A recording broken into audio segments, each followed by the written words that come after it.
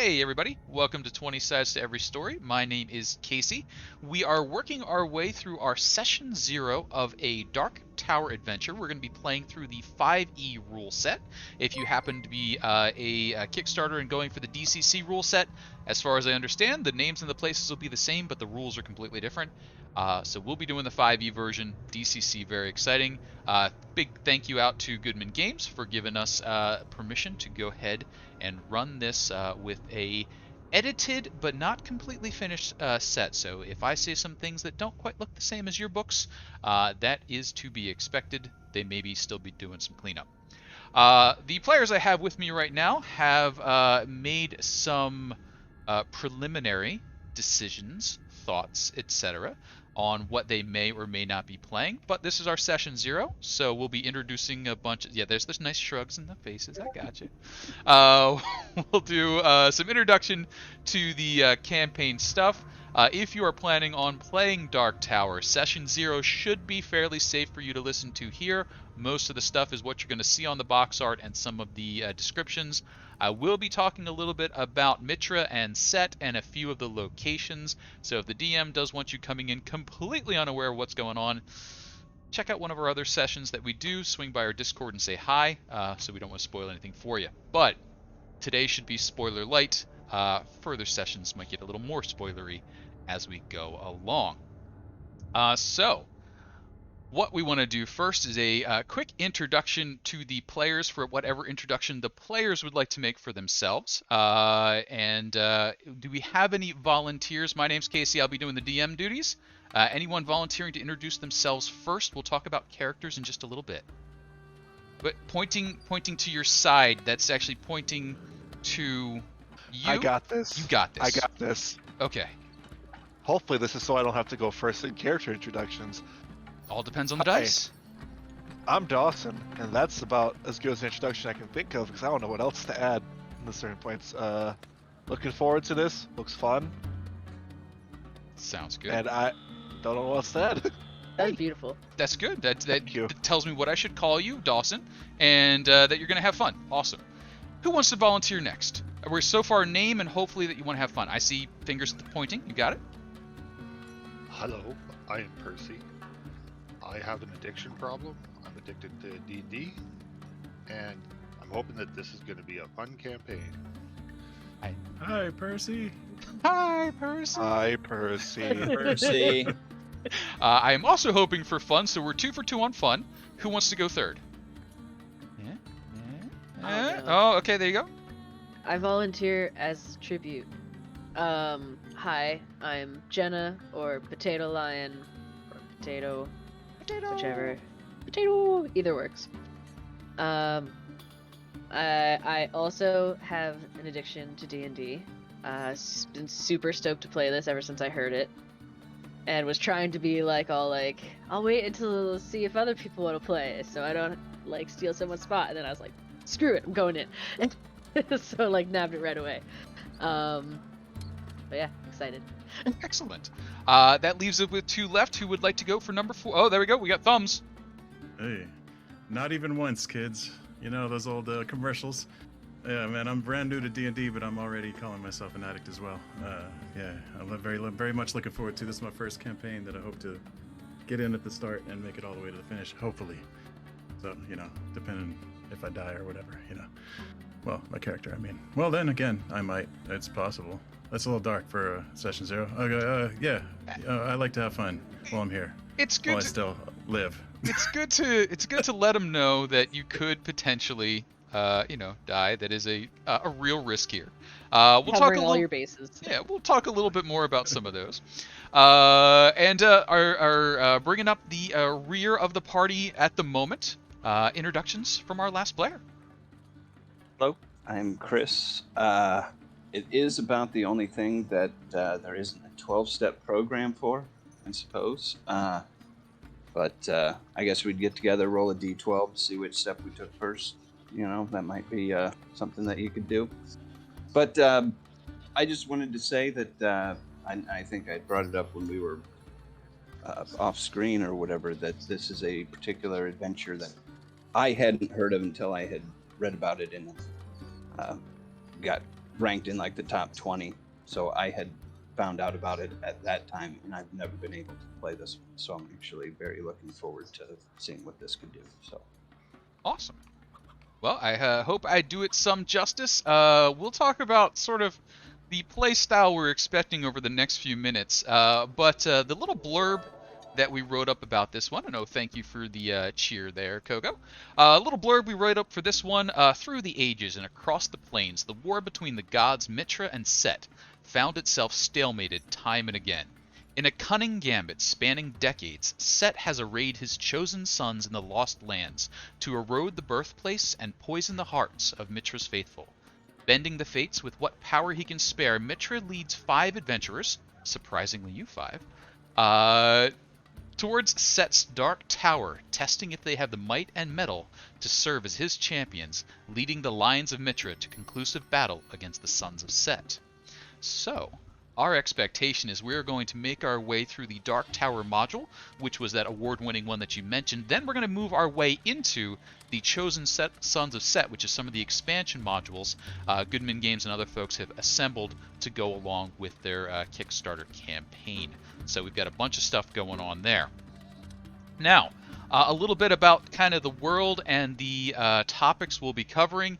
It is a clash between good and evil. There is Mitra on the good side, Set on the bad side, and we've decided that we're going to be playing Team Mitra kind of on the get-go there. So mostly good folks on the team working for that side.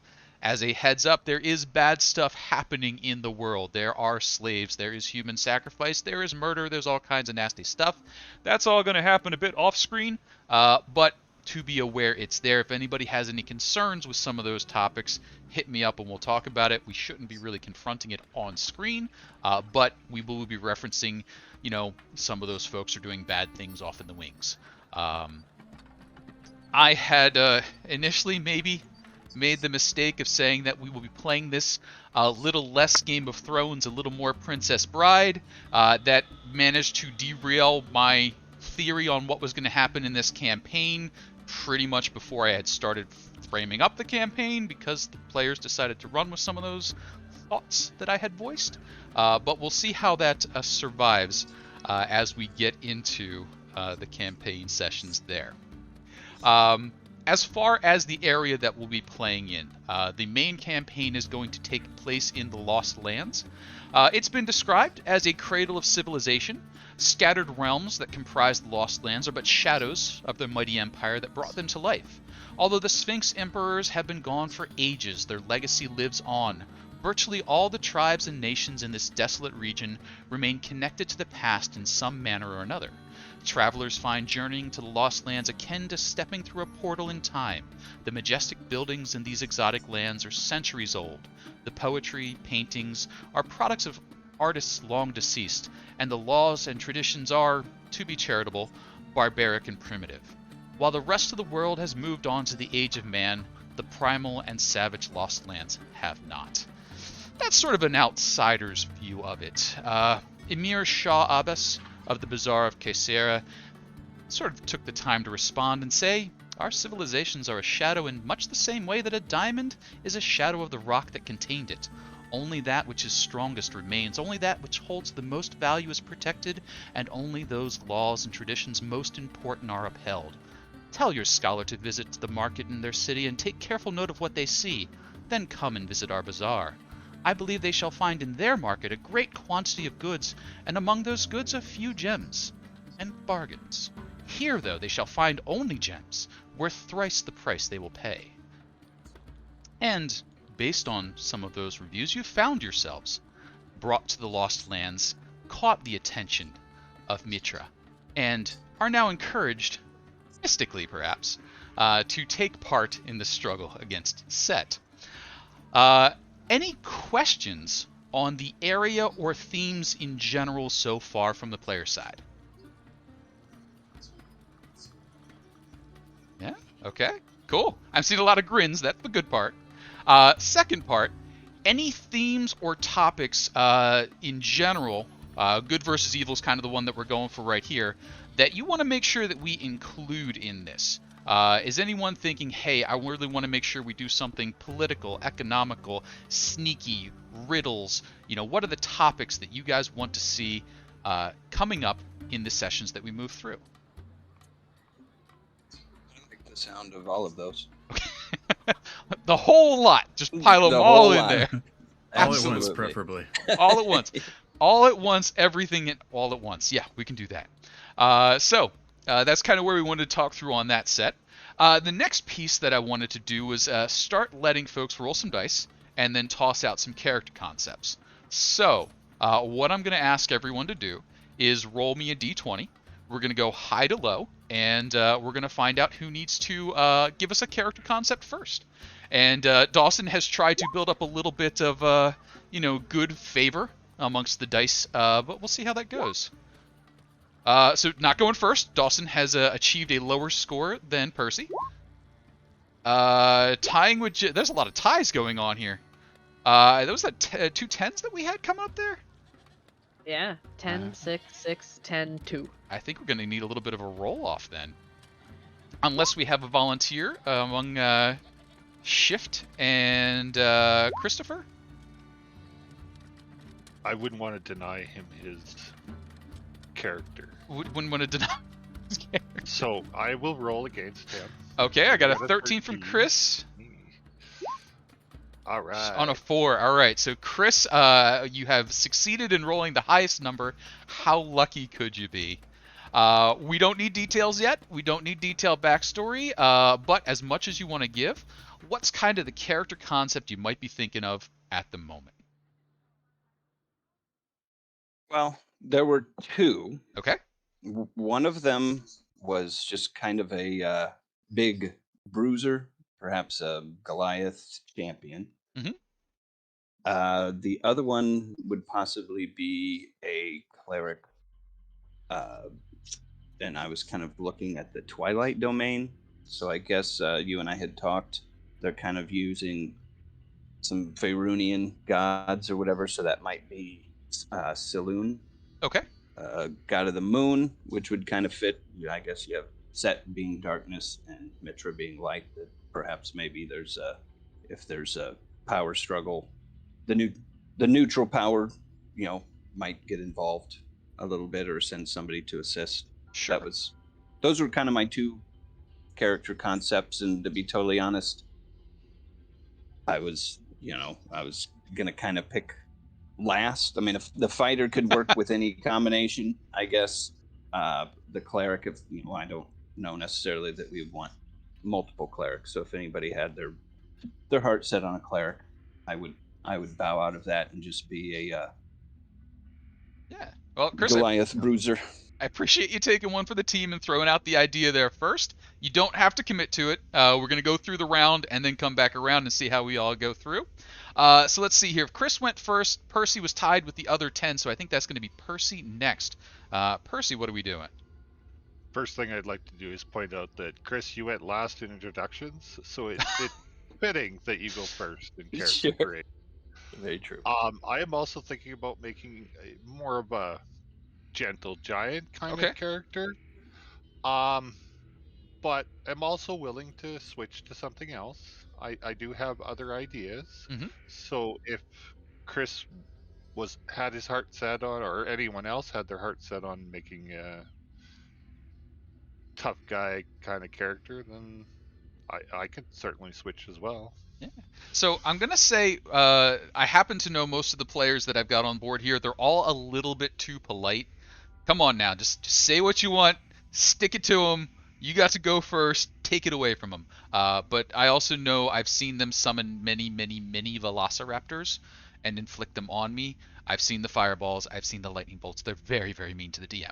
But come on, just a little more vicious. Come on. 3 of us did have a plan to be rangers with beasts. Oh, And yes. then summoning the so that might happen Yep. still. I see. All right, cool. So let's see here. So Percy, we got some fighter interest, some fighter and cleric interest. Who was our next roll up there? Was there a pair of 6s that happened? There was, and I think the order we got was me and then Daw. All right. I think Right. you lost that one with the 2, unfortunately. Oh, I see the 2. So I see I see a daw. I see a daw.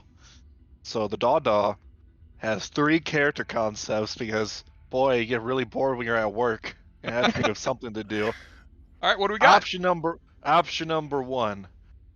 Well, for simplicity's sake, they're all gonna be the silent, studious ones, if that makes sense. Okay. So that's the kind of overall general concept I'm going with. Number 1, bam, wizard. What's so special about this wizard? He teleports. Who does he teleport? Other people. Because that would be pretty fun. Okay. Option number 2, the Sherlock Holmes type of guy. So, like, the very silent, studious rogue who's just like, there's a trapdoor there. Oh, don't go that way. That'd be really stupid. Or option number 3, because you never know with some people, we got the cleric. What kind of cleric? I don't know. But he's like, oh, you need healing? I guess I can do that. Okay. So you've narrowed it down to 3 of the 4 key classes of almost every adventure set there. So you could be the wizard, the rogue, or the cleric. You're just leaving out the fighter. But well pitched. Well, it'd be the paladin for me. Oh, that's right. And you're off your paladin kick for And 2 way weeks. Off in the corner, way off the corner is the paladin's like, it's not my time yet. Sounds good. So we got some options from Dawson. That would be Jenna is the next to pitch some character ideas here. What are you interested in? I have a lot. Oh, okay. I have a sticky note because I couldn't decide. I think I've narrowed it down, but just so you could see my inner struggle, I'm just gonna list them off for you guys. You got it. I have a Tempest Cleric Storm Sorcerer mix because I thought that would be fun. Blade Singer Wizard because I thought that would be cool. A Vengeance Paladin. This one kind of ended up being more developed, but I don't know if I'm leaning toward it yet.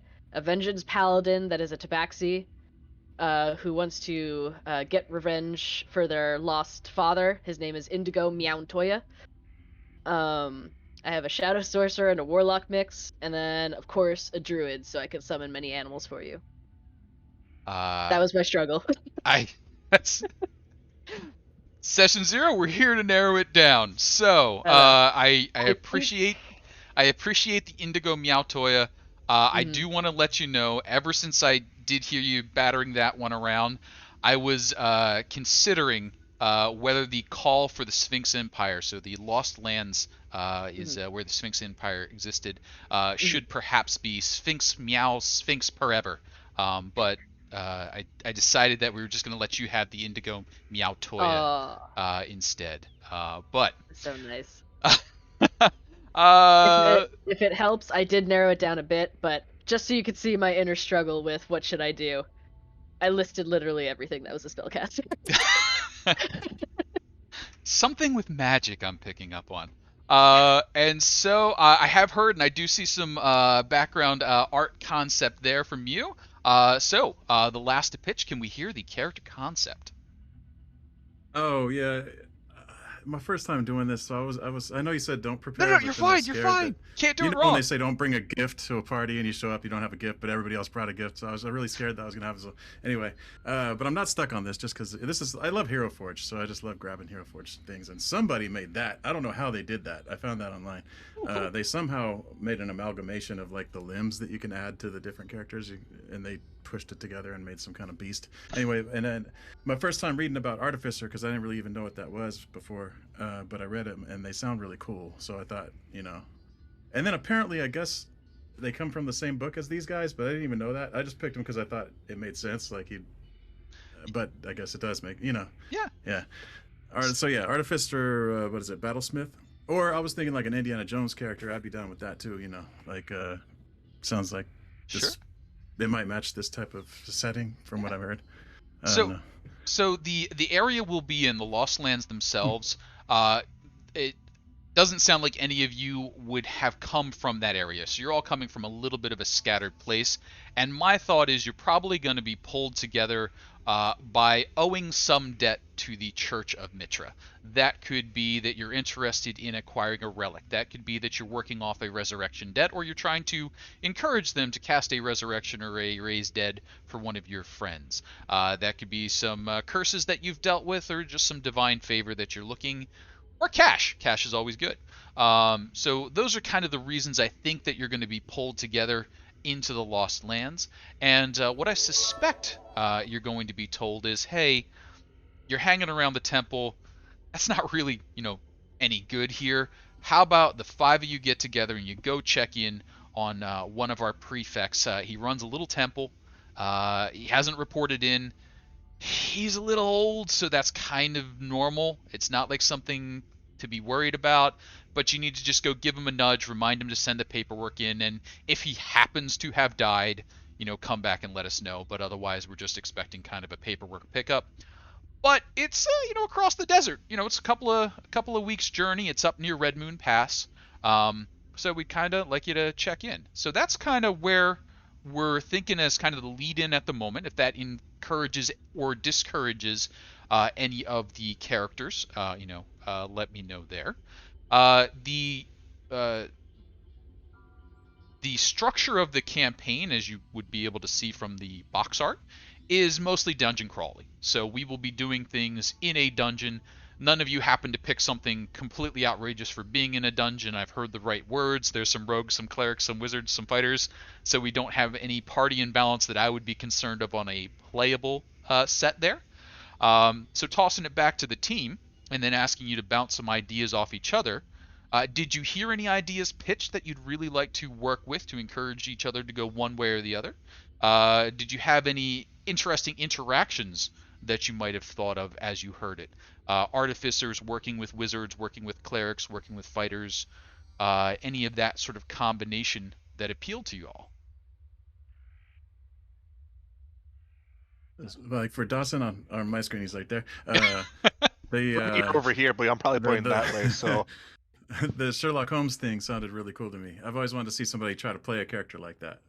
I always hoped it would be me, but I probably wouldn't be able to. I think he could pull it off.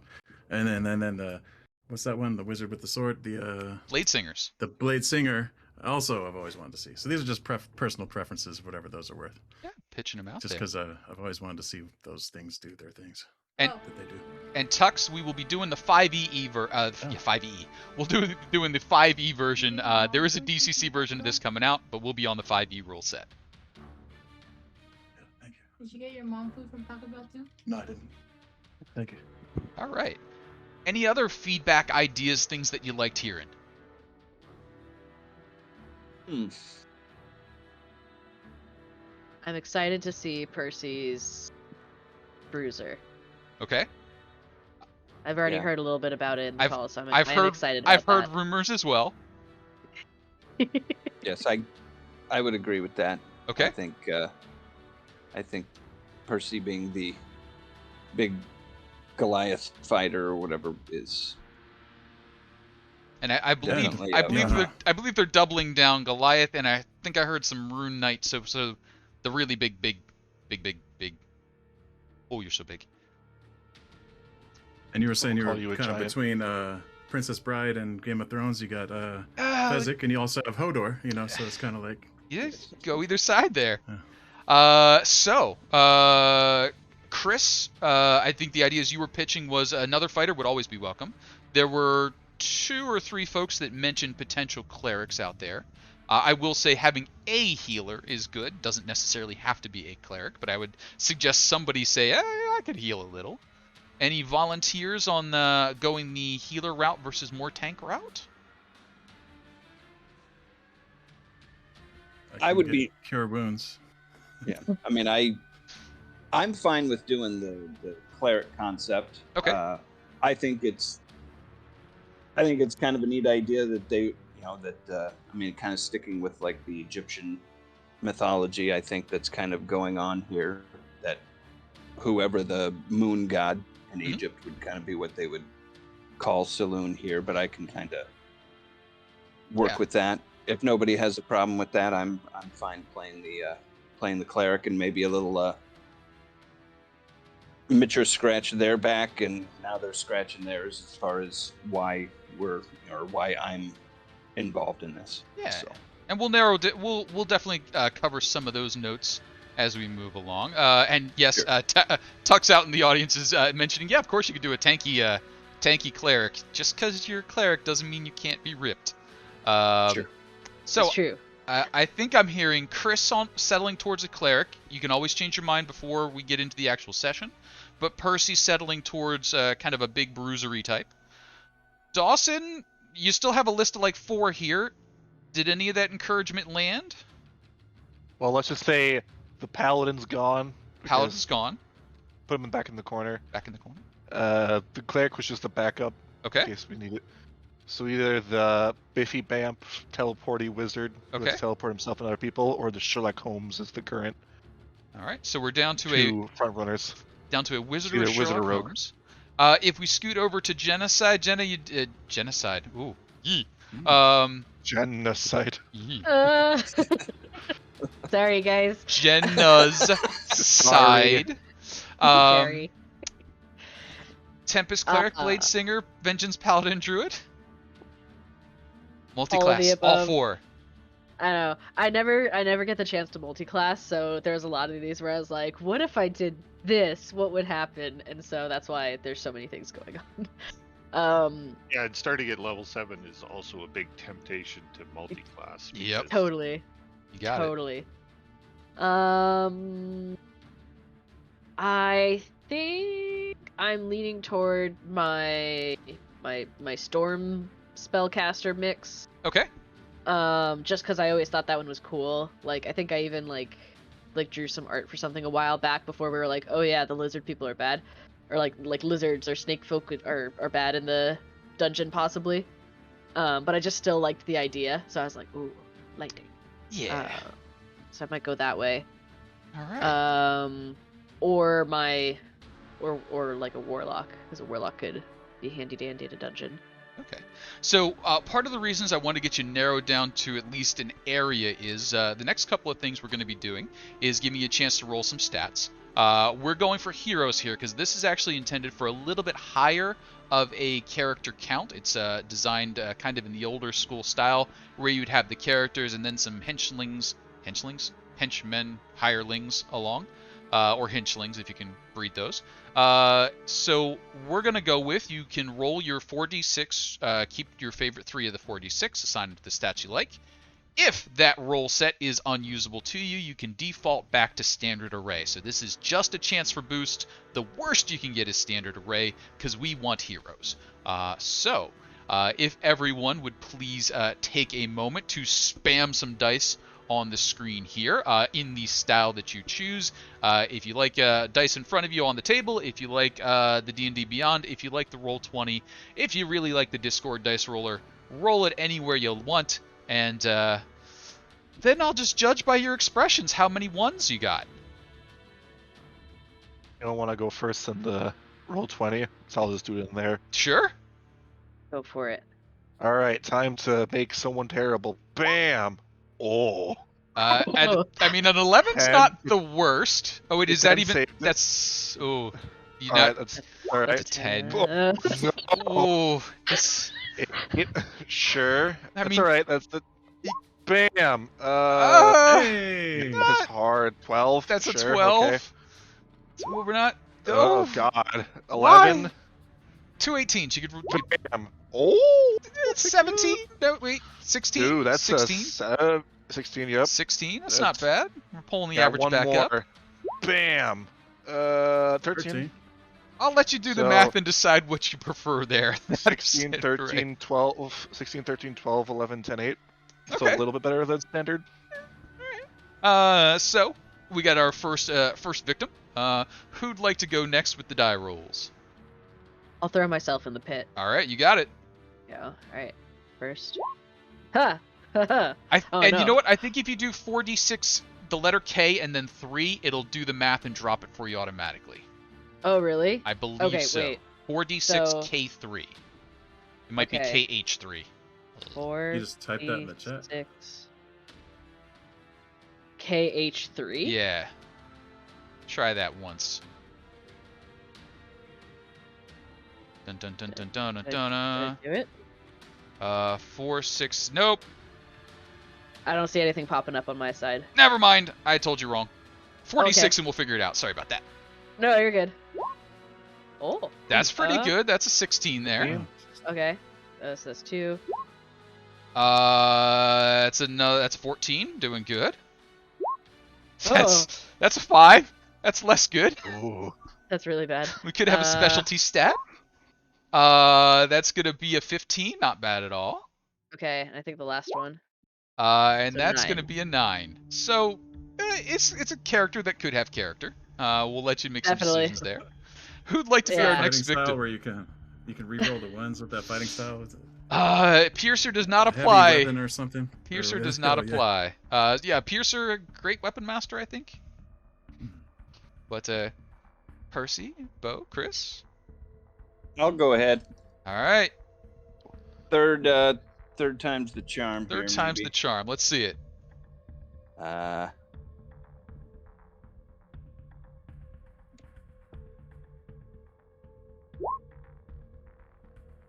14. 14, not bad.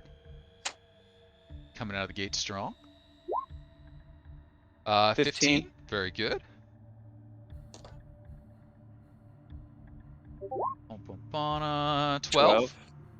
That's solidly above average so far.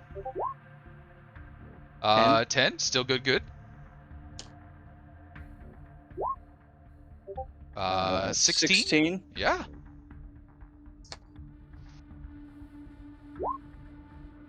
And the and character an stat. 8. And an 8. So 16, 15, 14, 12, 10, 8. That sounds good. Yeah. Excellent. That's Bumping you not a too point or shabby. two above standard, so nice set there. I think that leaves us Bo and Percy to suffer through the die rolls. I'll go. All right. Good luck. Thank you. Did that do something? Haven't seen it yet. There we go. It's a leading off with an 8, but that's okay. Room to improve. I'm not seeing mine for some reason. They're not popping up on my screen. Oh, it didn't. Is it backslash or I think it might be backslash. I think I might be giving the wrong information. Oh, for real? Oh, that was the previous 8. Sorry. Oh, good. Oh, whew. All right. Hold on. I'm just gonna use this thing over here. Hold on. Oh, sure, yeah. And, It is and backslash. My bad. I was just going to say, once you type it in, you can just hit the up arrow and it calls what the last thing was. So once you get it typed in, you can Oh, just. okay. Can I try something? Sure. Did that work? I did it in Beyond. I mean that's math is hard. That is a 15. 15. Oh, okay, so 15? it worked. Oh, Yeah, cool, you got it. cool. Yeah. I'm gonna do it. I'm gonna do that like a few more times there, I guess. You got it. That'll be a 13. Still good. All right. This next one, I'm gonna try D8s instead. Let's see how this. Right. 14, still real good. Keeping that average high. 14 again. Okay. Consistency. Yeah. Let you multi-class into just about anything. You might say Jeez. robotic. 13. We dipped off our high point, but that's okay. One more to go, I think. Make it a doozy. Man, those came out pretty. 14. 14, yeah. Pretty. 13s, 14s all around, more or less. Pretty good. That is a pretty good. Nice. Was that 6? That's 6. You got it. All right. Well, Oh, Percy's I- using the fancy stuff. Roll 4d6. Oh, how did you do that? R1? R1 keep through. I think you got to re-roll 1 in there. Hang on here. Oh yeah, I do. I'm gonna have to do the whole set over again. Take out that R1 and then you're fine. Somebody's playing a rogue. He's a cheater.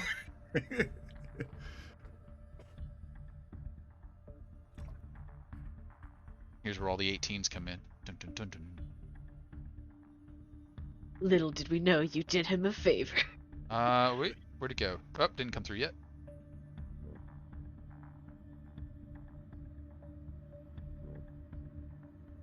Learning new stuff every day.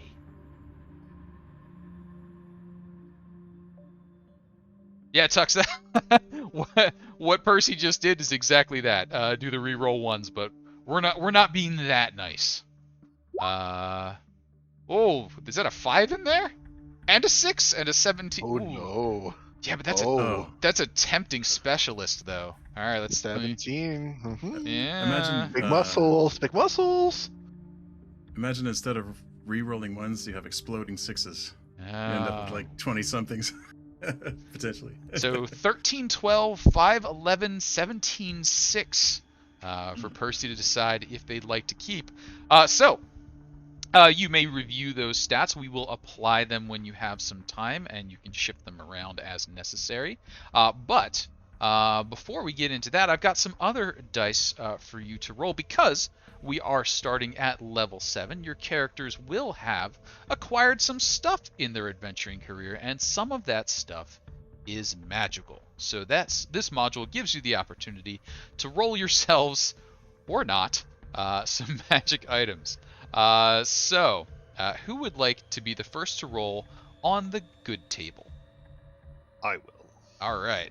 Percy, I'm going to need you to roll me 1d100. This is for your potential magical weapons or magical wands and fancy stuff. And you are on the warrior side. A 12. You get the want noise. No magical weapons or armor. Boom, boom, boom. Womp, womp, womp. That's suitable because I don't use weapons or armor. There we go. So it playing into your character nicely. But we do get to ask you to roll another D100 for the kind of kooky magical items that you might have picked up. So could I have another D100? A 60 when rolling on this table. Add 20 to the results. 20 plus 60 is 80. 80. Oh.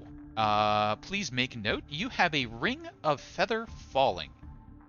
Hey, Yeah. that could be really cool, right? Yeah. I wish I had one of those in real life. Be handy in the mountains, I think. You are light on your feet. And if I could have a final D100, this is for any consumables you may have, potions or scrolls and such things. A 39, please add a potion of greater healing to your inventory. Right, who would like to volunteer on the cool chart next? Dun, dun, dun. I'll do Jenna's- it. Jenna, there we go. I volunteer again. Again! Again. 1d100, please. 100. And you are on the magical side of things. The magical side of things says you get a cloak of protection. Ooh, that's not bad. Please note a cloak of protection is available to you. Now for the kooky magical items, a 1d100 once more, please. Yes, sirree. A 12 plus 20 is 32. 32, you also have, because you already have a cloak, you have boots of elven kind. Ooh, so supple. And then for the expendables, could I have 1d100 once more? Or A 93. Ooh, 2 off the really cool thing. But you get a potion of invisibility. oh, okay. Okie dokie. And could I have a volunteer for our next roll on the magical tables and magical items? Chris, I saw the fingers go up. Yeah, I will go third again. Alrighty. D100. D100, please. A 38, and you are a cleric, so you get to choose. Would you like to be on the melee table or on the magical table?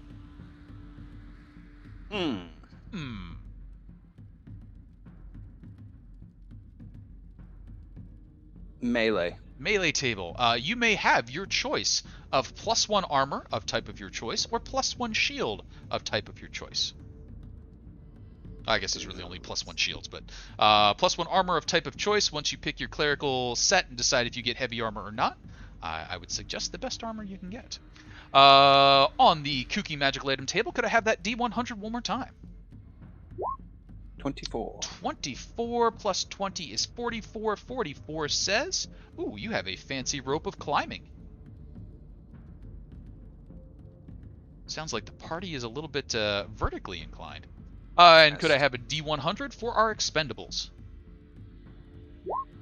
74. You have a potion of growth. Vertically inclined again. Yeah, Yes. you're just a bunch of biggins. And so, who would like to volunteer for 4th place on the roll set? Oh, there we go. Let's see it. D100 boat. All right. Yeah. Not a Casey, 15. I do have to step away momentarily. Oh, sure. Not a problem. Just throw a thing over your camera, and that way it won't scramble things. Okay. 35. 35, and you are an artificer. Oh, we have different tables? You are an artificer. I will let you decide. Are you more melee or are you more spellcaster? Melee. Melee. At a 35, you may choose your choice of +1 armor or +1 shield. I don't remember if artificers can use shields, so that may be armor. Double check and Armor. make your choice. You got it. Armor, please. You got it. And number 5, I think it's Dawson who hasn't rolled on the D100 tables, correct? That's right. All right, 1D1. Wait. I forgot about the kooky stuff. Bo, give me kooky stuff roll. D100. Give me some of that kooky stuff. Give us some kooky stuff. There's actually the thing on here that we talked about earlier not being a great item, but that's okay. 21 plus 41 is already has been used, so you don't get that one again. So you get a ring of jumping.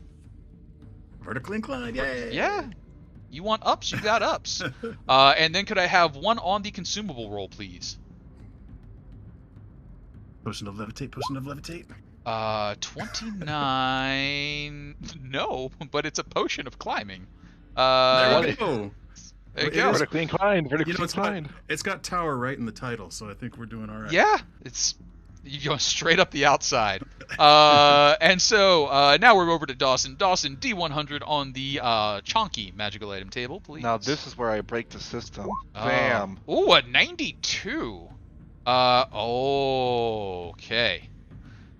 So, are you melee or are you spellcaster? Okay, now comes the question where I have to pick a character now, isn't it? I sort of gotta give me something. You know, as fun as a Sherlock Holmes thing would kind of be, I do really want to play Bamfy Wizard. Bamfy Wizard. All right. Who does melee.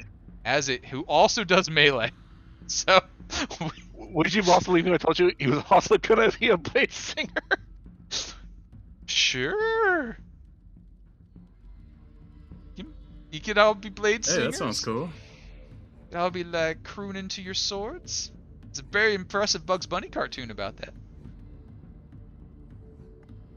I've already played a rogue. I haven't played a wizard to its full extent yet. We'll do Okay. a wizard. Going wizard.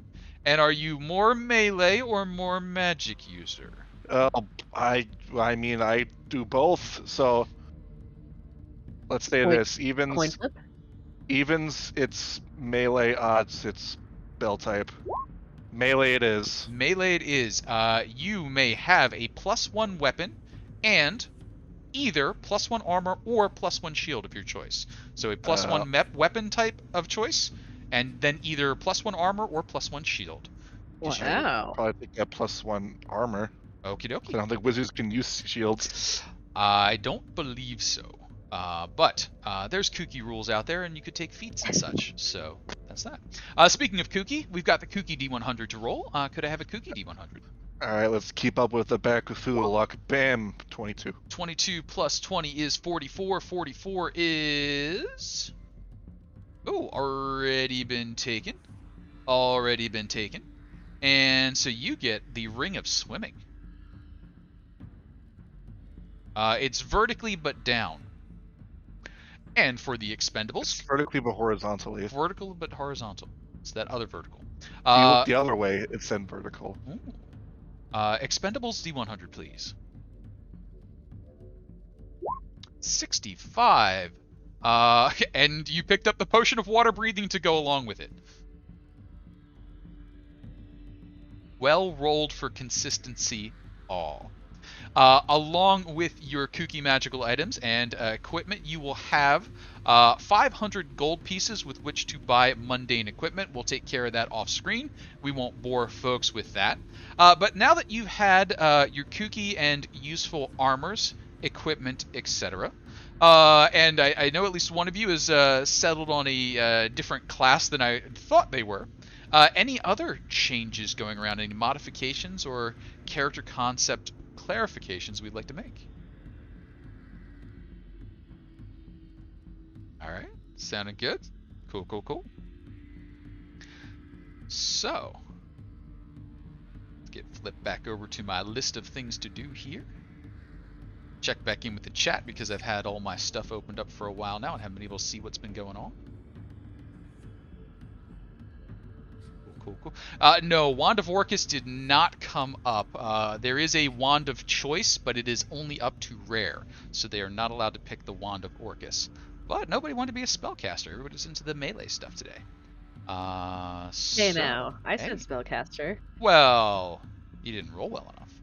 Yeah, that's true. It's kind of a combo set there. So we've got our stats, we've got our magical items, we've got some set there. So what I'd like to talk about now is kind of where we'll be coming into the campaign, and sort of how you'll be arriving at the place of interest, which is the town of Mitra's Fist. At the moment, I don't believe anybody is intimately involved with the Church of Mitra. We do have a Twilight Cleric saloon related, so maybe doing a favor exchanging anything. But is anyone thinking that they would be on a mission from God, as it be? Or are we a little bit distant at the moment? What's everyone's thought on the whole struggle of the gods thing? I haven't decided yet because I'm indecisive. Okay. It's okay. It's okay. But I'm leaning towards maybe like paying off like a resurrection debt. Okay. Yeah, I don't know. I'm figuring it out. Okay, it's all right. And now, so I keep saying the word resurrection. Resurrection, reincarnation, raise dead, that sort of stuff. So if anyone wants to be a little bit creative with their backstory, feel free to have been a thing before, and now you're a different thing now. So that is one of the things that can happen when you deal with these temples and such things. But, oh, yeah. It's possible for me to have been found or something, and then they like activated me with some purpose in mind, like absolutely. like a. Absolutely. So among the things, Mitra is a lawful good god. Some hundreds, thousands years ago, was a person wandering the Lost Lands. Did some cool stuff. Fought off a serpent demon. Died, and afterwards, some people started praying to them, and those prayers got answered. And cool, new god. That's kind of Mitra in a nutshell, at least kind of what maybe those outside the church would sort of view it as. Not like one of the cool grand gods, but just a mortal that became a god. The Church of Mitra kind of stays in around the Lost Lands, has been duking it out with Set and that church since they were founded. So they never really spread to the other civilized lands that some of you may be from. Now, the faith of Mitra has the saints or the Lions of Mitra, representative celestials that can be called in times of need. But they need a leader. They need a champion. They need someone to follow. And perhaps the Church of Mitra was like, well, we've got this suit of armor that seems to be able to move around on its own. Poke, poke, poke. That may be kind of a lead-in that we could do there. You were perhaps out exploring, gaining some knowledge, some skills, etc. And now they're like, all right, it's time for the big show. Oh, no, you know what? Wait, one more errand. One more errand, and then you're good. Just go check in on old Cornelius, and we'll make sure that, you're really up to snuff. All the bugs are worked out. You've got that thing with your left knee, such things. So we could definitely... Be an adventure. Yeah, it used to be an adventure. Arrows, darn it. So that could definitely be an angle. Anyone else thinking of tie-ins, Resurrection Debt, of course, certainly an option. We've got our Twilight Cleric, so working with Mitra, to make sure things don't get out of control down here in the Lostlands. Like Good. like Dawson, I also have a lot of time to spend thinking about these kind of things. So before you even started posting what the land was like and that stuff, Okay. my character got run over by a herd of buffaloes that was sent at him by his leader. Okay. Because he thought of him as a threat. And a cleric came and got him back to life. So resurrection here. Okay. He didn't get me in time though, because my rolls were really bad. So my charisma and intelligence are gonna be terrible. Okay. No. Again, you don't have to take those rolls, but if you do, go for it. Oh, I'm good with it. All right. And I will just throw out there, many of the puzzles and traps and that sort of thing are intended for the players to solve. So don't worry about playing to your intelligence as far as like the riddles, puzzles, and danger is. The dice rolls will do that for you. But as far as your RP goes, enjoy, have fun. But run down by buffalo, you say? Where's the door? Okay. Sounds good. Hold the door. Hold it. Oh, no. No, it's so sad. No. No. Oh, no. If only they had you in the little side quest that we did earlier where holding the door would have been very, very good for the DCC team. But these things happen. So I think, Dawson, as you're the only one, I haven't heard a pitch concept yet on what you're doing here. As in, for my normal routine of sitting in my truck, working and thinking of random stuff for whatever. Sure. I was thinking, being the Banffy type, he would probably be worshipped to a deity who is also more for wide scopeness, if that makes sense. Mm-hmm. Maybe the Church of Horus needs another scholar to look after. Sure. Some interesting matters that are going on, and kind of sent him as a representative. Sure. And so the pursuit of knowledge or just freedom? Which style? I wasn't sure which way to take the sentence that you said. I would say probably the pursuit of freedom. With the whole war happening, it's kind of creating imbalance in a lot of things that should just be open. And also, because I think Horus and Set are really butting heads a lot. Definitely a no. They do, though in this particular setup, it is Set and Mitra are the ones that go at it. Horus is got other problems.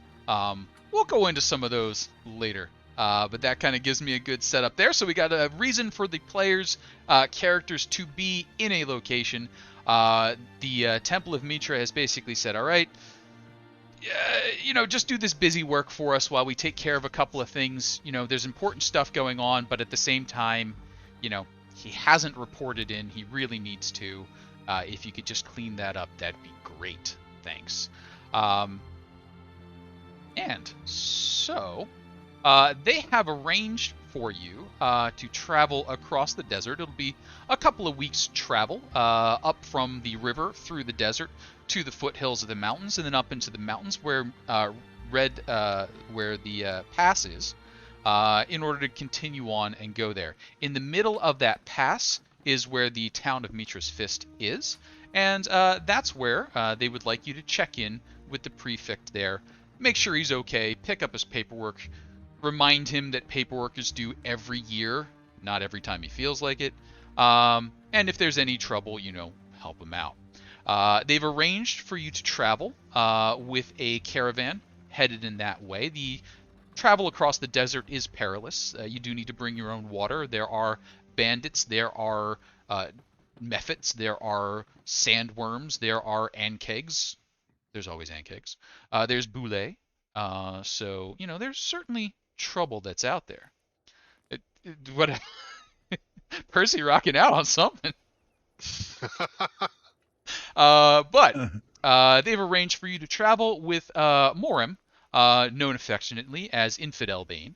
Morim is the leader of a caravan of about 6 wagons. Each wagon is hitched to 4 horses, and he has a number of camels that will be traveling with them as well. As they cross the desert, the camels carry a fair share of the load. As they start to reach the pass and the firmer ground, the product is transferred to the cart, and they would continue up through the pass. What Moram, did you say his name was? his name is Casey? Moram, Moram, and his application is Infidel Bane. He's a big fella. Wears plate armor, stays atop his horse most of the time. Great bushy beard, and a decent style to him. Very affable, very likable, very loud, but you get the air off of him that he brooks absolutely no nonsense, and you kind of get a quiet aside from another fella, human, bald, clean-shaven, swirling black ink scars all over him. He sort of calls you aside. His name's Verdoniti. And Verdoniti says, look, Moram is a great guy, but you can't, absolutely cannot, lie or break faith in his presence. If you need to, go somewhere else, hold your tongue. If you do such a thing, you will find out why he has that name, because he will not suffer you to live through the day. That is his oath. He sticks to it. Because of that, he is a great caravan master. But if you find the need to lie or to fabricate, just do so out of earshot. Are we good? Very good. Excellent. Now, traveling along with them as well, but not part of the caravan, just sort of keeping company and traveling with them, is a human cleric, a woman. She's a cleric of Ishtar, also known as Isis in the area. She's a little bit on the older side. She's, keeps her hair up, braided. It's blonde, but you can see there's a little bit of graying in there. She's got decent equipment on. She's wearing chainmail. She's carrying a mace. She looks capable, but probably not of a level of magic or skill equal to you. You can kind of size her up and say, not really a threat, but certainly helpful to have around in case any needing healing is done. Her name's Vashala, and she's sort of, hi, welcome, blessings of Isis, blessings of Ishtar upon you, and she's very happy to see other clerics and other faithful about. Sort of the last person of note that you'd probably pick up on immediately, just because you can hear him cursing from that far away, is a man named Vastavar. He seems to be in charge of the equipment, or possibly in charge of the armory, but it's just a constant string of profanity. Very honest, very earnest profanity, very blunt, because he travels with someone who will kill you if you lie. So all the things he says about you are technically true, but very insulting. And that's the folks you'd kind of pick up. There's more scattered about, but we'll see who maybe the party is interested in speaking to or not, or what they do. A couple of quick questions as we start to lay out, and you can change these details at any point. When traveling through the desert, you're going to be on the sand for about 2 weeks. The caravan is carrying enough water to supply everyone. They've been paid to carry water for you. Do you have a mount? Do you have a way to travel, or are you legging it? What sort of things does the party do? And as I ask this question, let's go middle, left, right. So we'll start with Jenna, because I don't know that I've picked on Jenna recently. Jenna, for your character, how do they travel? That's a good question. How do they travel? They'd probably get a mount. Okay. Since they're kind of leaning more into the spell casting, they probably wouldn't be able to carry all their junk, so they'd probably want to have a camel or some form of donkey or something to help carry their stuff. So should probably have a mount. Sure. So if you're planning on riding it, it would be camel, horse, something along those lines. If it's more of a pack animal, certainly donkey, etc. They're smaller, less water, less weight, and you can still carry your stuff quite nicely. So are you as the locals of the Lostlands would say, are you burdened by your history? Do you carry many extra changes of clothes, jewelry, other things that are heavy and not particularly useful out on the sand along with you, or do you travel fairly light? Do you think? I think they would travel fairly light. Okay. I'm leaning into the direction that they were resurrected, but like kind of like maybe like kind of like they were found like out like either like in an old battlefield or something, like so like they have bits and pieces but they can't remember everything. Okay. So they weren't well equipped when they first were brought back, but they're traveling late. Sorry, I'm figuring it out as I go. Yeah, that's session 0. That's exactly what we're for. So you can tell like, you're good. So you're traveling fairly light. You may have a pack animal, but it's nothing extensive. You're not, 5 servants and a palanquin or something like that. Yeah. Awesome. So we'll pop over to the left. That'll be on the Dawson side. Dawson, how's your character travel? Well, being a wizard, he's not very strong as in physically, but he knows how to carry himself. He'd probably walk with like his hands behind his back and just a nice calm like presence forward. Okay. That makes sense. He would probably ride on an animal, but if he's more comfortable just walking. Sure. Absolutely. Walking along, so maybe a pack animal, or maybe you've got the caravan carrying most of your gear, etc., as you just sort of stroll along. Now, we do know that after a few weeks of traveling together, they're going to head off. Mitra's Fist has kind of a bad reputation. Most reputable caravans just sleep it out and then continue on. No reason to pay for the inn in Mitra's Fist, waste money, that sort of stuff, or potentially have folks light finger a few of the goods. So better to just continue on and make the Red Moon Pass as a 2-day run. But when you get closer to the town, they could return any goods you had to you and let you go on from there. So that'll bounce us over to Percy's side. Percy, I don't think strength is an issue, but maybe you carry a lot of stuff. What is your travel like? Actually, I have no weapons, I have no armor. Okay. And I don't carry a whole lot. My inventory is the Ring of Feather Falling and a potion of greater healing, and that is it. I would like to insist that you buy at least a loincloth. We gotta keep it. Well, he's got clothes on. Okay, there's sunburn in places that we don't want to do, so there we go. Cool. So an excellent, very, very light traveler then. He got himself a camel, but it wasn't able to carry his 500-pound weight, so he had to sell it. Okay.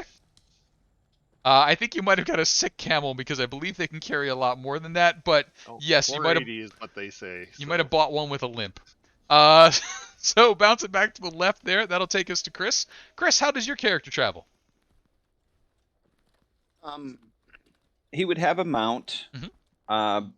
Saloon, I believe, is the goddess of the moon and travel. Mm-hmm.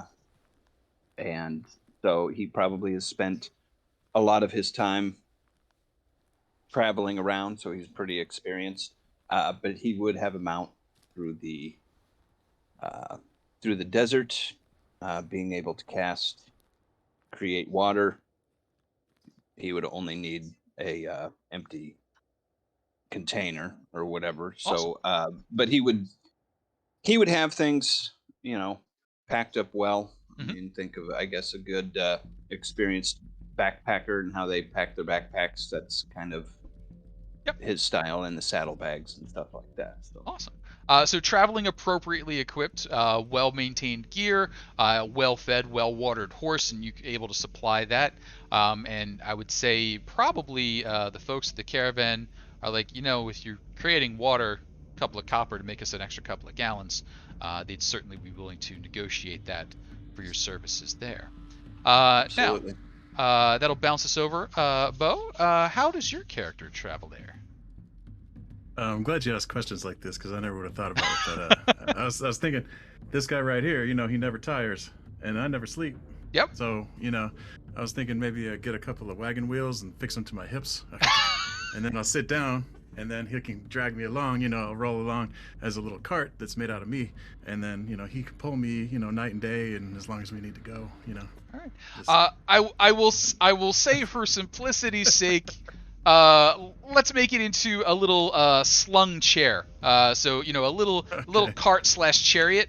But yep, you can definitely hook that up to the mount and have them pull you along. I don't believe that exceeds weight limits or anything like that. So yeah, you're traveling in style, and maybe a little curious why all these fleshy people keep falling over from heat stroke. But hey, there's an extra portion of water or food or whatever because I ain't gonna eat it. Yeah, excellent. So fairly experienced adventurers traveling reasonably light, not seeing any concerns there. As you're traveling, the caravan is kind of marching along on its own. They've got their own little customs, that sort of stuff. So you're with them, but not in the mix most of the time. Also because they're kicking up a bunch of sand and dust, that sort of stuff. You don't want to be underfoot as the horses are chugging along through some of the deep stuff. The five of you are able to interact. You are on the same basic mission. The Church of Mitra has asked you to work together to get this done. And part of the reason for that is you're going to have to come back. So you're learning the way across the desert. You're going to be expected to retrace this route at some time without the benefit of a caravan. And that's maybe why the five of you are a little bit over-equipped to just go out there. But coming back on your own, yeah, that's kind of a risk. As you're out on the sands, a little distance away from the caravan, you see off in the distance there, a sand cloud that's moving the wrong way. The wind's going one way, this sand cloud is going the other. It's enough to catch your experienced adventurer's attention. So, kind of a question to you. From a distance, and let's say we're, a couple of 100 yards away. There's dunes in between, sand, sun coming down. It's bright. Don't like it. What kind of skills, abilities, distance perception, knowledge base would the party expect to have to kind of figure out what this thing is off in the distance? Don't worry about dice at the moment. Just who might say, oh, I know what that is, and why would they know it?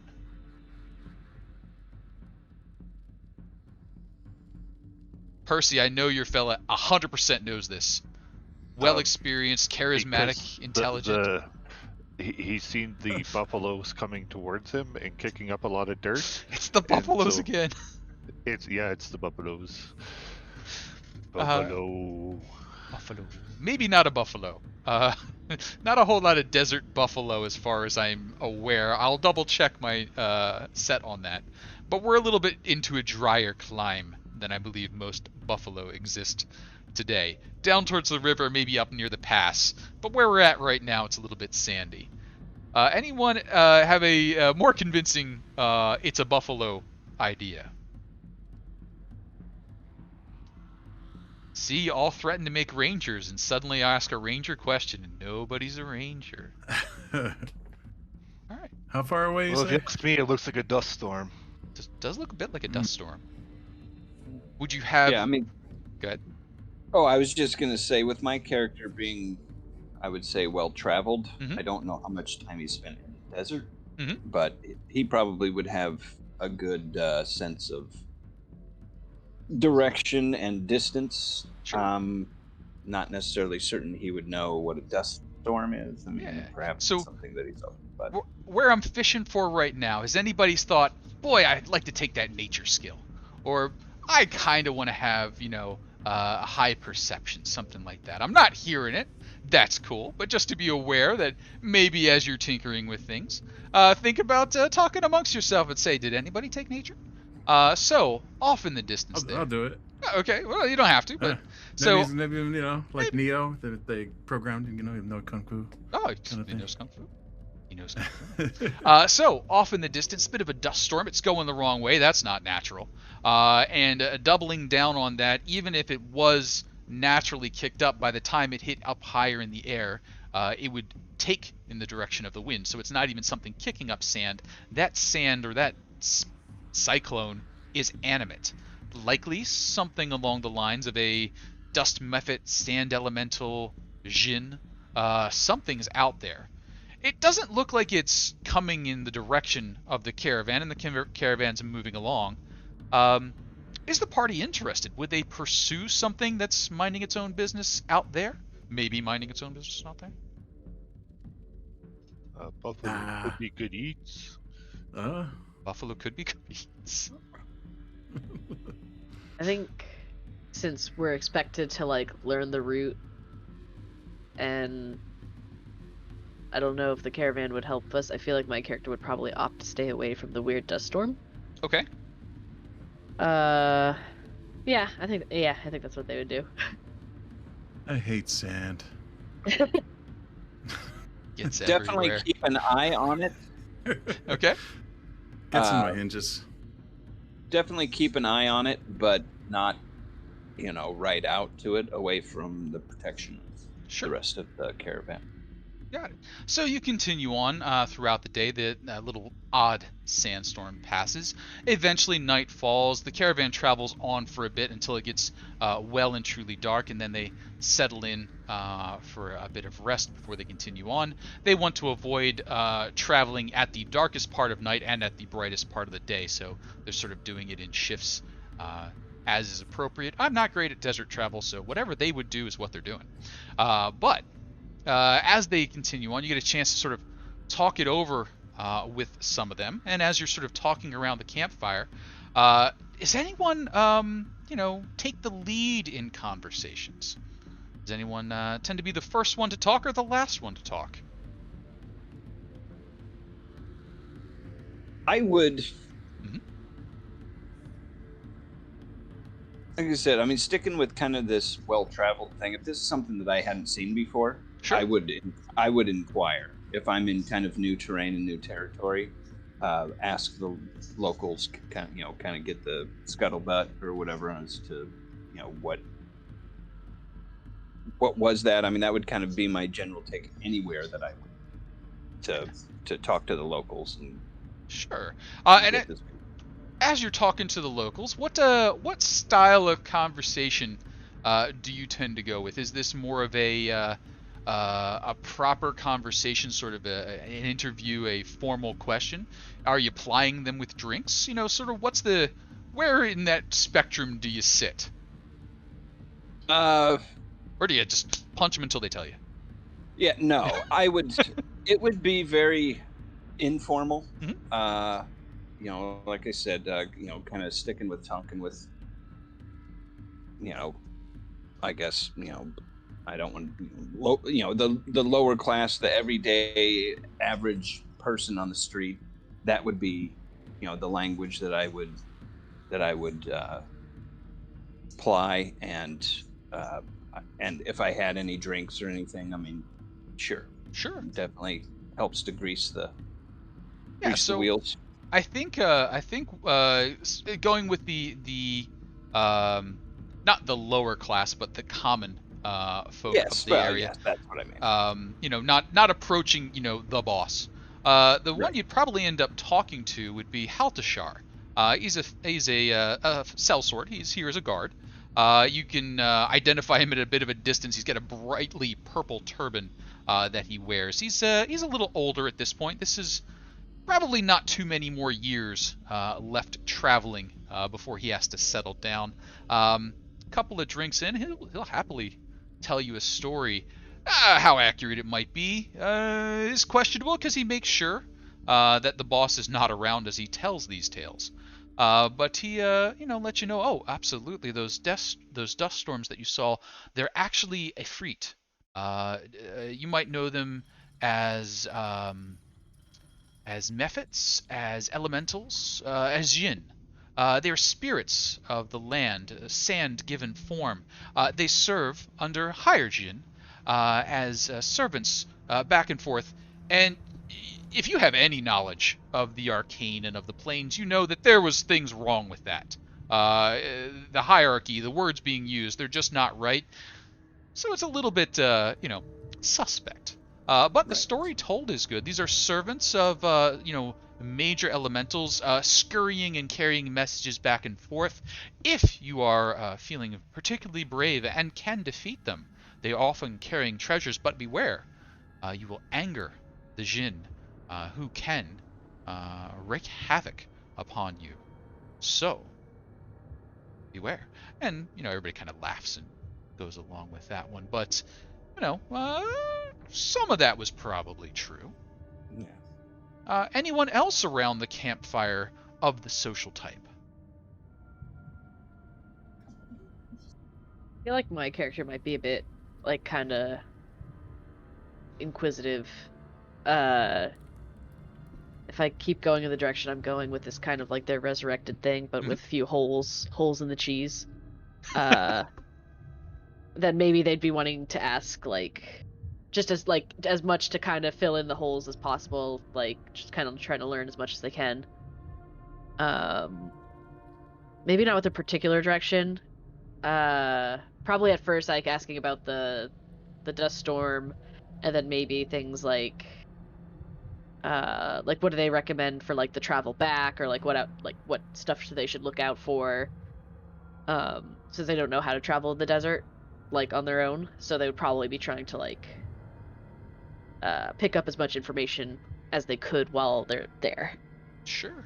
So, as you're sort of, asking about the dangers, Haltashar is often running on this story all about the Jinn and, the magical beings and, the treasures that can be found. And if you see them carrying a ring, capture that, of course, because that will gain you a servant, and such things. But another fellow, a bit younger, boyish face, looks like they're 10, they're probably closer to 20, kind of has that sort of look about them there, maybe a little half-elf, blood in amongst the mix. He starts regaling you of the dangers of the desert, the giant scorpions, the massive jackals, the sandworms, and such things. And as they're getting into it, would anyone be particularly good or bad at picking up on bullshit? I imagine myself being particularly bad at it. Okay, so you're all in on this story. I would have insight. Okay, insight. So you're probably picking up that a lot of these stories are a bit extended, but this one seems just completely fabricated. Like this kid can't have seen anything. You can tell even just looking over at him, he's got a big flail. It's got a shiny lacquered handle. The heads on it are all sharp and crisp looking. It's never hit anything. Just he's never been in combat, or if he has, he didn't hit anything. Right. And so as that's sort of going on, Dawson, what do you do around the campfire? Would you say? What do you do at sleepy time? I'd find he would most likely either be into his book for the sake of studying on what's going to happen ahead, or he would happily regale the group in song. Okay. So performance. Any other performers in the party? Okay. Dawson, as you strike out with your, as you start up your solo act, we'll find out if you strike out once we engage dice at some point in the future. What sort of things do you sing? Probably a lot of kind of like folk type songs of kind of distant people's lands, that kind of stuff. Mhm. Say more like an Irish song more than say Def Leppard, if that makes sense. Okay. Songs with story, if that makes sense. Gotcha. All right. The Irish Rover and such things. All right, cool. The night passes. Everybody gets a chance to settle in. The next day dawns. You're off and running on the road again, and continue on this way for a couple of days over and over. You get to know the folks of the caravan, those at least who want to approach you, and eventually you do come across some trouble. The horses are carrying along. They've managed to scare some beasties off to the side. It looks like they've come across a nest of giant scorpions. The caravan guards have basically chased them away. The horses have gone through, the caravan's closing up. But you're looking at this nest of giant scorpions, and that's going to be trouble for someone someday. It's not the caravan's problems, but you are potentially brave adventurers. Do you feel the call to adventure? Would you deal with a potential threat to others, or is that indeed somebody else's problem?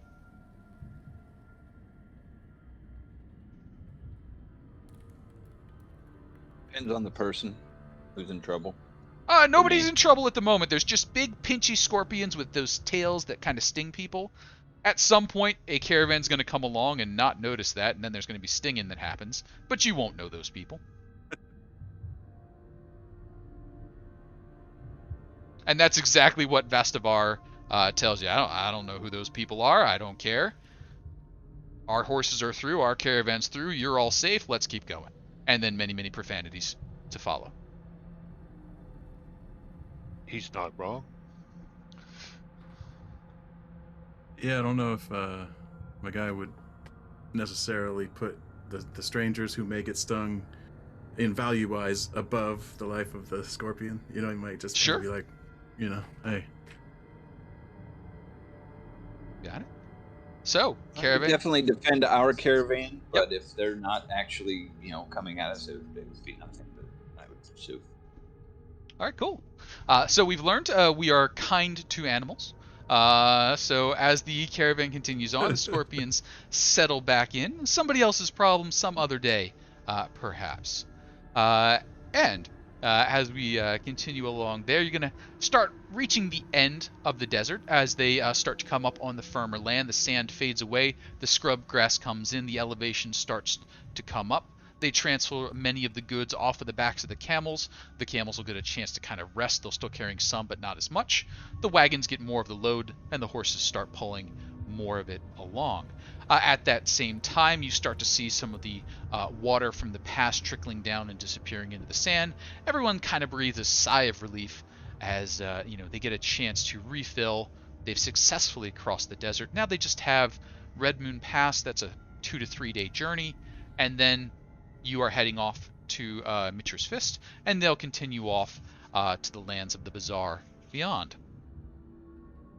Between there is about a 2-day run, and about halfway through, you encounter some hobgoblins. These hobgoblins are intent on taking your things. The caravan guards do their caravan guarding, but as they do so, just in general terms, combat is unavoidable. They are shooting at you, throwing things, spells are coming.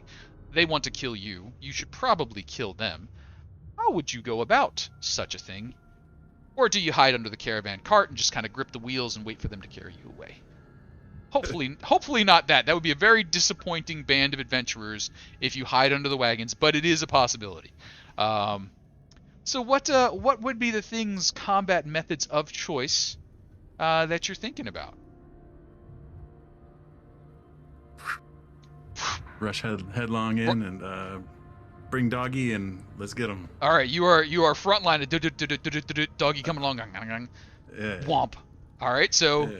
we know what our artificer does. Who else does things? Spell. If I see the artificer running in, then I will also run in. Okay. Three are now running towards the hobgoblins. Spells at range for me. Okay. Until melee is unavoidable. however, somewhat reserved with my spells in order to cast healing afterwards. Okay, got it. So I don't know that the hobgoblins are going to get close. They got a lot of big things coming charging towards them already. We haven't heard yet from the other two though. What are they up to? I'll have to double check to Okay. see what sorcerer stuff do, Mhm. because I think I'm still like I think my mind is just built druid, because I'm thinking of different ways to kind of like hinder them, so that way everyone else could like go at it. Sure. Maybe like a blindness spell, so that way there's less of a chance for people to get hit. I've been dying to try out a Shardle on stride and just like run between people and just do little like elemental damage. Okay. So, probably something to that effect. Okay. Well, so far, the theme I'm picking up so far though is there's a lot of headlong rushing going on. Even that stride is sort of a pew, pew, pew, pew, Quicksilver sort of thing. Yeah. We're built for forward and up. That's forward and up. Sounds good. Number 5, what are you up to there, Dawson's character?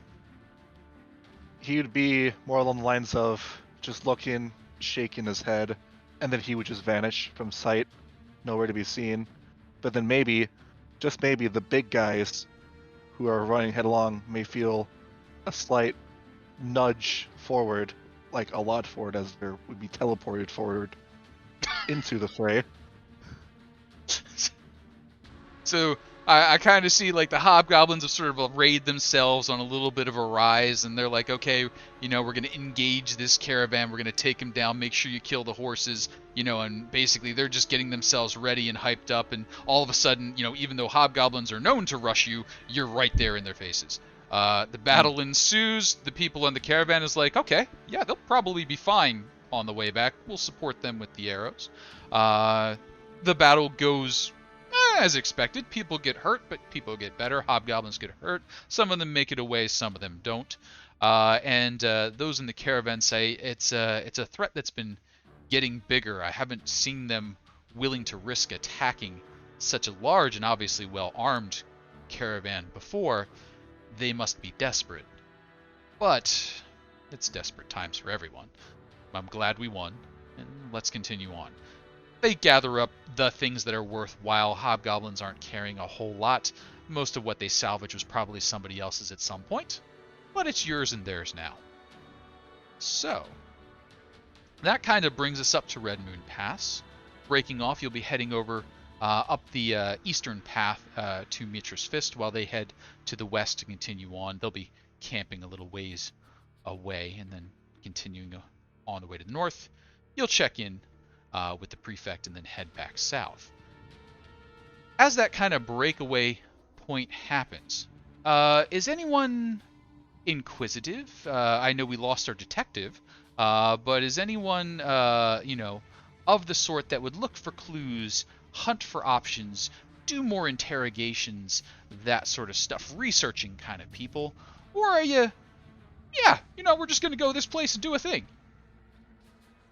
Well, I may not be the Sherlock Holmes as before, but I still may know a thing or two about things. May know a thing or two about things. How would you learn the thing or two that you know about things? Is it book learning, street smarts, interviews, keeping the ear to the ground, nose to the grindstone? Probably a mix of book smarts and good old-fashioned detective work, more along the lines of looking around more than long distance looking around. Okay. So more investigating than, say, hunting, and more knowing things than talking through things. Sounds good. Anyone else on the knowing stuff scale? I feel like if my character were to be on the know and stuff scale, it would mainly be through, like, communication. Like, being able to talk their way around or maybe not talk their way around a person, but, like, trying to figure out, like, the right questions to ask to get to the answers that they want, if that need be. Mhm. Just, like, either, like, small talk, directly, whatever that might be. They're more of the chatty type. Sounds good. Anyone Thinking else? like the flip side of that coin, you know, like where maybe very perceptive about detail and memorizing, you know, knowing things that he's seen in the past, but then not being able necessarily to know what that means, like, you know, like to piece the two things together, you know. Does that make sense? Like, not to say he's missing logic, but more like You're good at picking up data. You're not great at generating knowledge. yeah, something like that. Yeah. All right, awesome. So, anyone else in there? Cool. So the folks that have raised their hands about knowing stuff in various ways, could each of you roll me a d4, please? We're going to find out how much you've picked up about the goings-on.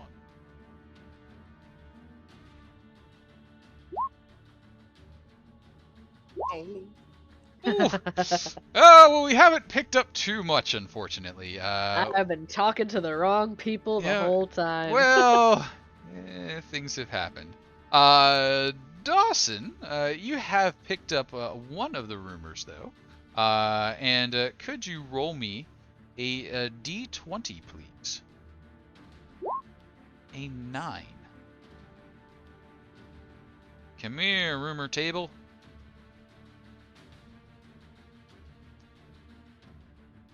This is when not having the actual book kills me. I put my rumor table down, and now I can't find it.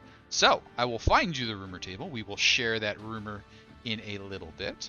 But as we start to break here, I'll ask for a couple of questions, and then we'll probably wrap up tonight's session 0 in preparation for the actual first session next week. And my questions as I start to wrap up is, has anyone settled on a name yet for their thus far unnamed finalized characters? Not a clue. Not a Don't clue. know. Okay. Name about my dog who passed away, Bowser. Bowser? Yeah. Got it. And so maybe I'll be Blitz. Bowser and Blitz. Bowser and Blitz. Yeah, that's Sounds good. from a cartoon I loved when I was a kid. There was a duo, and the guy had a robot dog that was named Blitz, and he was Bowser, but I'm gonna flip that because Bowser's my dog. Was that Cops and Villains or something like that? Cops. Cops. Yeah, Central Organization of Police Specialists. Yeah! Crime and Excellent. Time. Nice. Yeah. Very good. Yeah. Oh, that was a dig from the memory though, but thank you. All the toys. What? Yeah, they were good toys too. Anyone Yeah, else? very articulated. Yeah. Anyone else settle on a name there?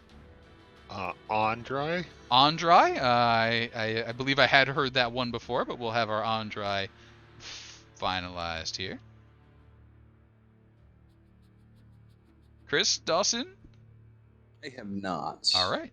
You got I will need to do some You get a research. week to think through and embed as many puns as you feel appropriate. 0 is probably the right number, but more than that is what I would appreciate. And so, thanks everybody for working with us through the session 0. Players, you'll have a week to finalize your character builds, put some things together, choose spells, spend up to 500 gold on mundane equipment. Keep in mind you have just traveled 2 weeks plus across the desert, so you're probably not carrying like any ornate chairs with you, except maybe for Bowser and Blitz, who have one with wheels on it. But other than that, maybe not, giant ornate chairs. As we put that stuff together, we'll come back. We will intro our way into Mitra's Fist. You'll be arriving at the town, just the 5 of you. The rest of the caravan is headed on. You have traveled together now long enough that you reasonably trust one another, and the church has said, hey, you're working together, these people can be trusted, that kind of stuff. So we should have a decent party set as we come in. We'll get to introduce a little bit more personality and that sort of stuff as you arrive in town. Maybe you were a little reserved as you were traveling with someone who kills you for lying. So maybe the conversations were not as in-depth as they might have been. And so we'll get launched into some of those now that you're a little outside of the zone of truth of death. And there we go. So, thanks everyone. I do have one. Yeah. I do have one question, Casey, that I maybe you didn't mention it.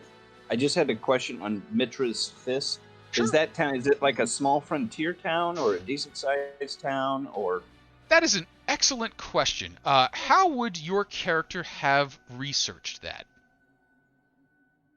Just knowing it? Asking the people that were asking us to go there. Sure. That would have been one of the questions that I asked. I mean, as far as like what's there? I mean, Yeah. how many inns? This type of stuff. So one big inn, you know that one right off the bat. There's really only one inn to stay with. It's a fairly small town.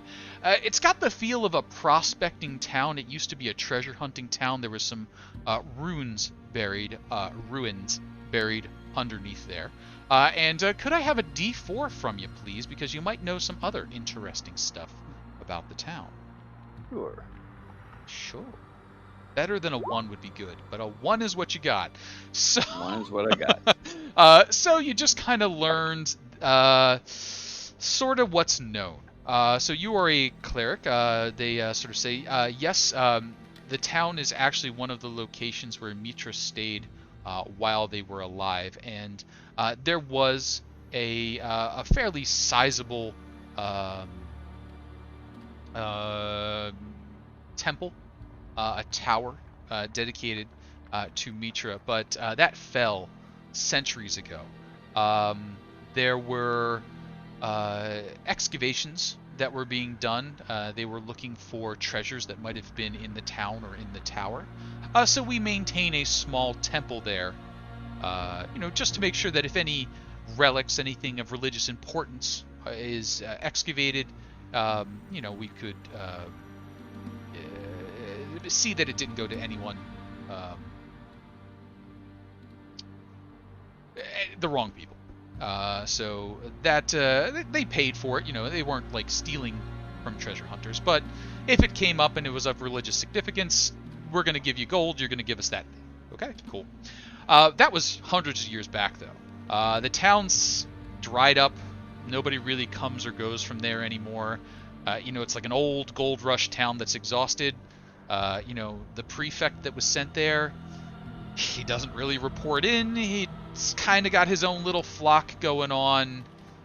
That's just sort of it. The caravans no longer stop in the town. They just camp out and continue on. There's no purpose to it anymore. It's a dying town.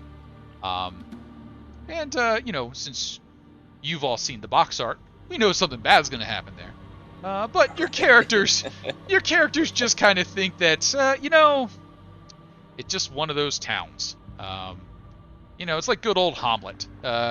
Just a nice little town in the middle of nowhere. And that's kind of the vibe that it gives off.